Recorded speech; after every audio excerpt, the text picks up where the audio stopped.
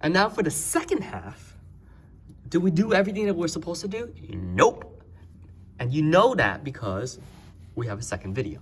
But more importantly, we didn't prove anything yet. We just proved that these two are congruent. Now, the idea is to prove AC is congruent to BD. AC is equal to BD.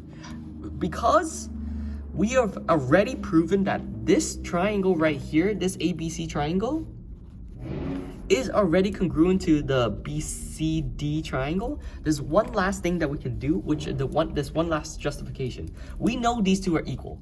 Therefore, if these are congruent, therefore, right? If it is indeed congruent, that means that the long part of this triangle right here has to be the long part of this triangle right there, right? And so they are actually corresponding. They are matching, right? They are matching or corresponding. So therefore, we can say easily, and this statement is something that there's a shorthand for this, but you have to understand this idea, okay? Corresponding, corresponding parts of, it's common sense, but not really. Congruent triangles are congruent. Okay?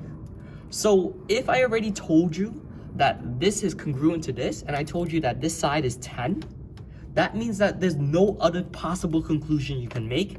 BD has to also be 10. This is what it's saying. Whoops. Focus. Corresponding parts of congruent triangles are congruent. That's what this means, okay? So how can I prove, right, and this is for 6, how can I prove that AC is congruent to BD? Well, simply the statement is CPCTC. And if you don't know what it means congruent, corresponding parts of congruent triangles are congruent, okay? And that's tomorrow's lesson.